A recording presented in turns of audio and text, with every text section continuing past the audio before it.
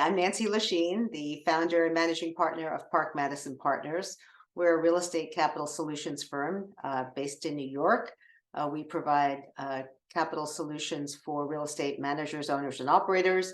We work with a few thousand institutional investors, largely across North America, to place their capital in either fund investments or in capital transactions that would include secondaries, restructurings, and different types of joint venture vehicles.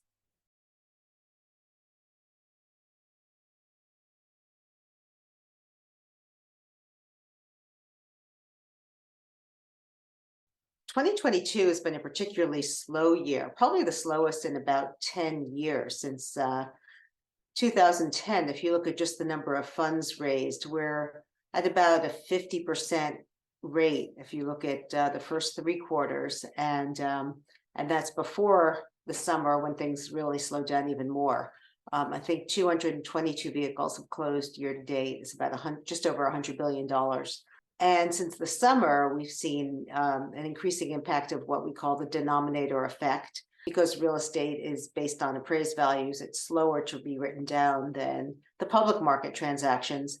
And so allocations as a percentage of total assets have been increasing. In 2021, less than 10% of investors thought they were over allocated to real estate. In 2022, that's more like a third. And similarly, in 2021, about 2/3 thought they were underallocated, and that number is now down to 42%. So there's still a lot of interest in real estate. There's still a lot of capital available for real estate. It's just less than it was in 2021, or actually in many of the prior years. I guess 2021, I would say, was the year of re-ups, meaning managers coming back to market. Investors were obviously very satisfied with performance. Real estate's performed so well for quite a long time. And incumbent managers who already have relationships with their investors, have crowded out new or emerging managers who've been such an important part of investor portfolios for the last 20 years. So that is probably the other significant change that I would say in terms of what portfolios look like and what their size is.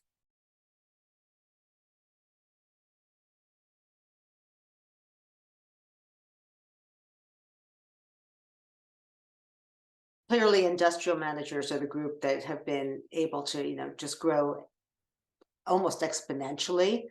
Industrial was a very small percent, maybe 10 or 15% of investor portfolios, and it's growing to be one of the largest percentages, both because of increasing allocations and because many industrial funds, were up 30, 40, 55% last year. Industrials performed so well.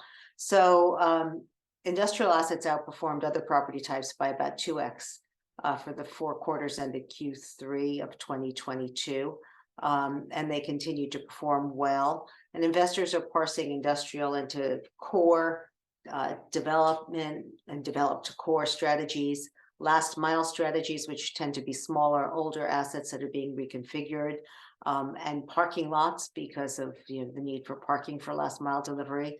And then what we call IOS, or industrial outdoor storage, which is parking facilities for all kinds of large equipment, trucks, cranes, things that are hard to move, that people don't want in their neighborhood, that need easy access to highways. And there's just less and less space for it. Obviously, nobody is zoning in new IOS storage. So that's been an increasing part of allocations just in the last year. The other very strong sector is multifamily. Multifamily obviously has also performed really well. Rents increased at a very high rate during COVID. And investors are starting to really distinguish their multifamily portfolios between urban high-rise, affordable, suburban, and they're revisiting geographic locations in the wake of COVID to include, more of the Sun Belt markets, especially Texas and Florida and cities like Nashville, and then smaller lifestyle markets like Denver, Boise, and Phoenix. Industrial and multifamily are certainly the growing parts of portfolios. Office is a shrinking portion of the portfolio, both because of performance and because it's almost a career-ending move to bring an office investment to an IC. I mean, I literally have had investors say to me, I can't bring it to my IC. I have to, or my CIO has said, if you'd like to bet your career on that deal, we'll take it to committee. So that, you have to think about Warren Buffett's line, when the tide goes out.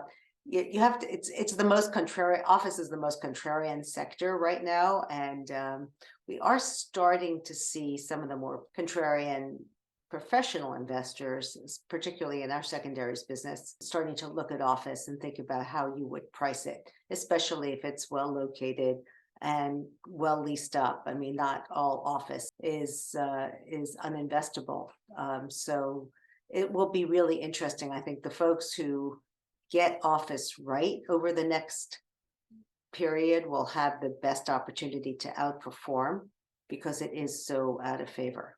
I guess we can't talk about fundraising without giving a nod to the giant sucking sound that comes when Blackstone and a few other large fund managers come to market, and they really do tend to eat up the lion's share of market capacity, and also the growth of BREIT and the attraction of retail products, which have very attractive fee structures for managers, has really changed the landscape for how capital is being amassed, both in the institutional and in the growing retail and high net worth sectors.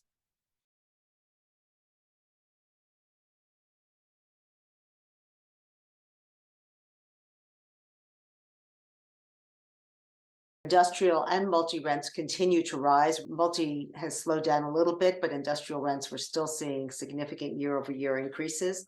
And our managers in that space are seeing the increase in rental growth is more than making up for the increase in debt costs. And how long that lasts, obviously, how deep is the recession going to be in 2023? All those things will factor into those sectors. But clearly things that are more niche, which are where you're still able to do an aggregating strategy, to buy by the piece and sell by the pound, if you will. The smaller transactions are non-institutionally held. The assets are still trading at pretty high cap rates. And so those are very attractive today in the industrial space, in RV parking, and all kinds of niche asset classes, medical office, campgrounds. There's all kinds of niche things that we're seeing where there's pretty interesting cash flow and still good growth in rents. As I said before, I think that there'll be office that is really attractive because it's, all office is not created equal, and some will do just fine in this current environment. I think that's probably true in every sector. We're seeing some retail assets, particularly convenience retail and outdoor retail, that's performing very well. And of course, retail has been very much out of favor for quite a while, but there will be good opportunities in retail. There are obviously still very good opportunities in multifamily, and single family rentals is probably one of the biggest growth sectors, particularly the newer projects, what some call SFR 2.0, where they're almost horizontal multifamily developments, and they're developed as homes with a yard and more space, but the management is much simpler, and people post-COVID desire more space, but with rising interest rates, home prices are clearly becoming less affordable, and we're already starting to see that in the stats as they're being released now.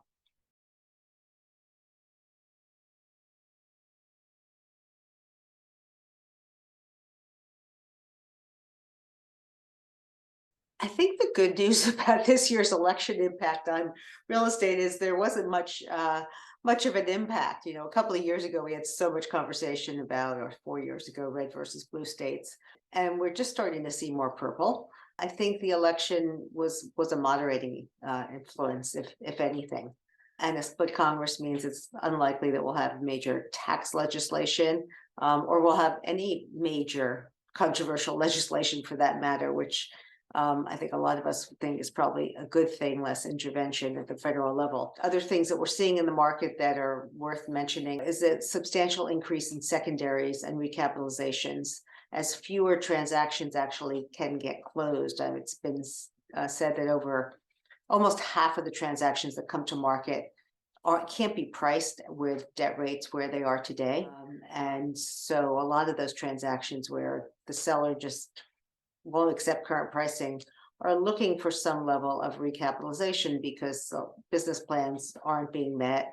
Things are being extended as a result of COVID, as a result of increased inflation, as a result of delayed supply chain, for all the reasons that we're all so familiar with. There's a lot of managers just need more time to get through their business plans. And so I think we will see more and more recapitalizations and fund restructurings. We're also seeing a maturation in the real estate manager business where we're seeing more investors, both limited partner investors and also large managers, look to take minority interest in real estate operators. And this is something we've certainly been looking at since Park Madison was formed, probably 15, 17 years ago. We're now seeing with increased frequency, because it is so much harder, the bigger are amassing more capital. It's so much harder for those smaller operators to break into the institutional space. We're seeing more of them accept a 20-30% minority interest in the firm, with the hope of also accessing incremental capital going forward. So that's certainly a trend that we expect to continue.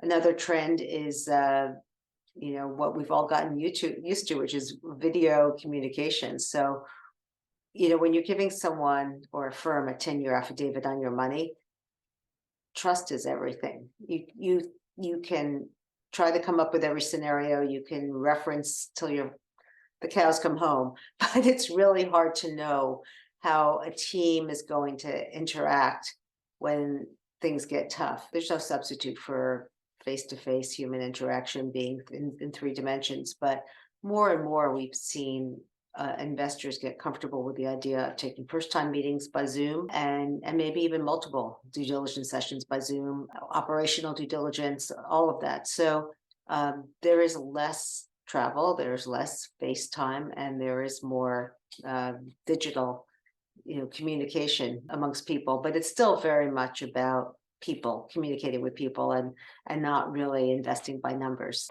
or online transactions. But that is a significant change for I think everybody in this business.